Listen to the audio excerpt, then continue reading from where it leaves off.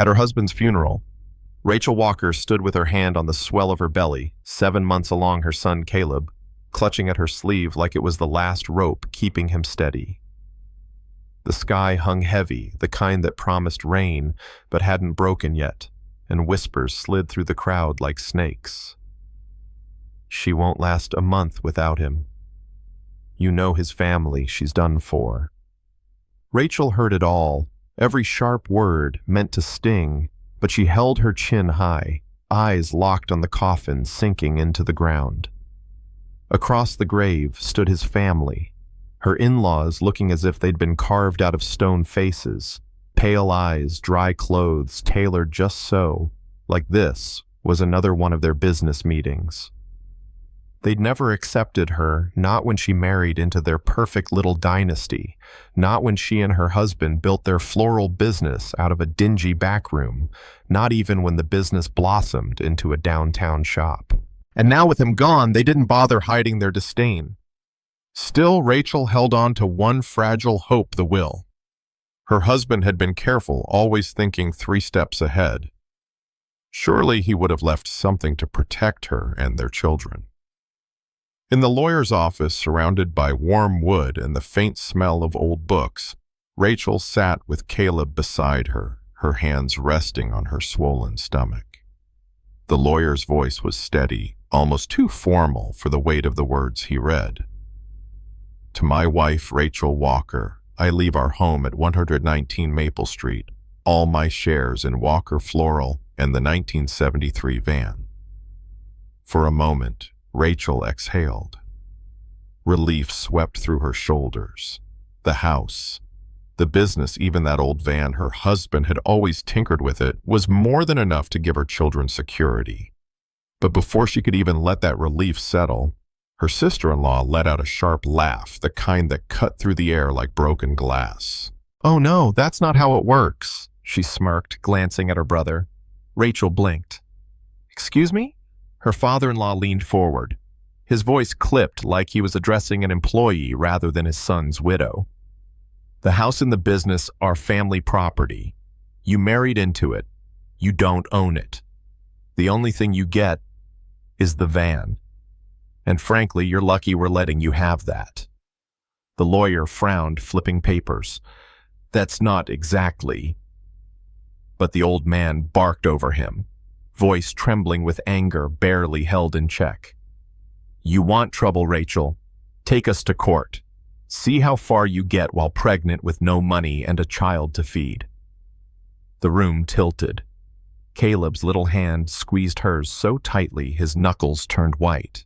Rachel opened her mouth, then closed it again. This wasn't the place. They were daring her to fight in their arena, and she knew better than to play their game. 15 minutes later, she was outside Drizzle, soaking her hair, a single set of keys pressed into her palm, the sound of their laughter following her like a curse. Behind the funeral hall sat her inheritance, a rust-eaten van parked crooked under a bent lamppost. The side panels bubbled with rust. The back door sagged. The mirror was held together with duct tape. Caleb climbed inside first, tracing the cracks on the seat like a map. "Mom, we're not really living here, right?" His voice was soft, almost begging. Rachel couldn't answer. She slid into the driver's seat, set the keys down in the cup holder, and stared at the dusty dashboard where her husband's fingerprints still lingered. For the first time that day, a strange thought rose in her chest. If this is all they left me, then I'll make it enough. That first night parked in a forgotten corner lot, Rachel tucked Caleb under a blanket, then lowered herself onto the hard bench in the back. Shadows passed outside, voices drifting in. "That's the Walker widow. Lost everything, didn't she? Always too proud. Guess she'll be begging soon." Rachel stared at the van's ceiling, jaw tight, feeling each kick from her unborn child, like a reminder you don't have time to break. Days blurred together. She woke with the sun, wrapped Caleb in her arms against the morning chill, walked to the corner store to buy day-old bread. She took odd jobs cleaning, carrying, arranging flowers for coins. At night, the van became their little island, the windows fogged with Caleb's drawings of stick figures holding hands. Rachel scrubbed and rearranged the van like it could somehow become more than a rusted shell. And then one morning, as sunlight struck the metal, she noticed something strange. She was scrubbing a stubborn patch of rust near the back door when the sponge caught on an edge. Rust flaked away, and beneath it wasn't steel. It was something denser, warmer in color. She frowned, rubbed harder. The patch widened, and for a moment the light caught it just right. It wasn't paint. It was gold. Her heart pounded. Not wild, not ecstatic. Steady, cautious. She pressed her palm against the panel. It was heavier than it had any right to be. Suddenly her husband's words came back. That van's our safety net. She'd thought it was just nostalgia, but he had hidden their future in plain sight. Rachel didn't scream, didn't tell a soul. Secrets were safest when kept close. She worked like nothing had changed. At night, she quietly pried loose a thin strip from the inside of the rear door, slipped it into her coat pocket, and sold it to a jeweler across town who didn't ask questions. The money from that first strip bought food that didn't need to be rationed, clothes for Caleb that actually fit prenatal vitamins she hadn't been able to afford. With the second sale, she saved enough to rent a tiny stall in a street market. It wasn't much, just secondhand vases and a few wholesale flowers, but her hands remembered the craft she'd built for years. Soon, whispers followed her work. Who's the new florist? She's got a real eye. Isn't that Walker's widow? I thought she was living in a van. Rachel heard them, but this time the whispers didn't sting. They fueled her. From a stall came a corner shop painted with a green awning and gold script across the window. Caleb and Rose, named for her children. Customers came not just for flowers, but for the way Rachel made them feel. Remembering anniversaries, slipping sprigs of baby's breath for luck. The shop bloomed while across town her in-laws' empire withered. Orders, unfilled bills, unpaid rumors of debts circling like vultures. The business they'd stolen was crumbling in their hands. One headline sealed it. Walker Floral declares bankruptcy. Rachel read it without smiling, but deep inside, justice felt like a calm river. Then one afternoon, the shop bell chimed. She looked up from wrapping a bouquet to see her father-in-law standing there. Thinner than she remembered suit, frayed at the elbows, her sister-in-law lurking behind him. No trace of superiority left. Rachel, the old man began, voice unsteady. We've hit a rough patch. The house is gone, the business too.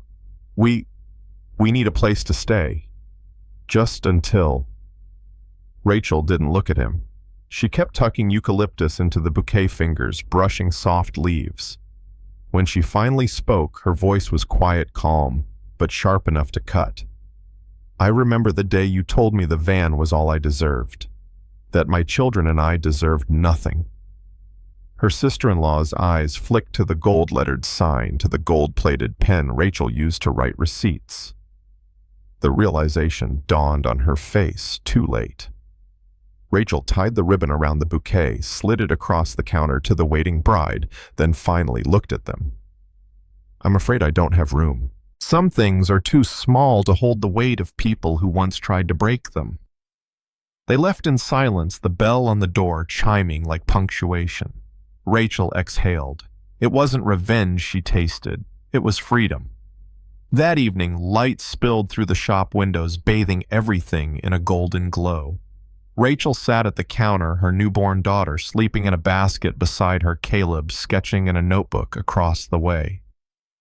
Through the glass, she could still see the van parked under the same leaning lamppost, rusted, quiet, unassuming. No one passing by would ever guess what it once carried, but Rachel knew the truth. It wasn't just the gold that saved her. It was the choice to keep moving, to turn humiliation into determination, to take bitterness and somehow make it bloom. Sometimes she thought about her husband, how he must have known how he'd left her the one thing they could never steal. She didn't need the mansion or the stolen businesses or even the family name. She had roots now deep, steady, hers alone. And when customers asked about the van, she'd smile and say, "It's just part of the story." Because gold can hide in the ugliest places. And the people who laugh at your worth often don't realize they've just handed you the key to your own freedom. So let me ask you this. If you were in Rachel's shoes, would you have revealed the gold right away, fought her in-laws in court, or kept it a secret like she did? Who was truly right and who was wrong? Tell me in the comments, because I think this story says more about family greed and resilience than most of us are willing to admit. And don't forget, like, share, and subscribe so more people hear stories that remind us sometimes, even in the rust and ruin, there's gold waiting underneath.